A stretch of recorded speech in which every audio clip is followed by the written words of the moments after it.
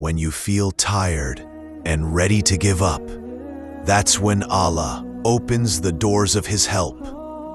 Every failure in your life is actually a new door that Allah Himself opens for you. Sometimes Allah breaks your ties with people so He can connect you only to His love.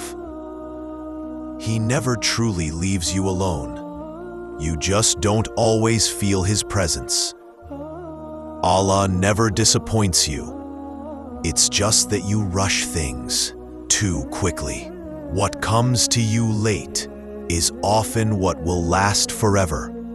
Never break 3 sacred relationships, because if you do, you'll head straight from your grave towards hellfire. Allah, your mother, and your father. C.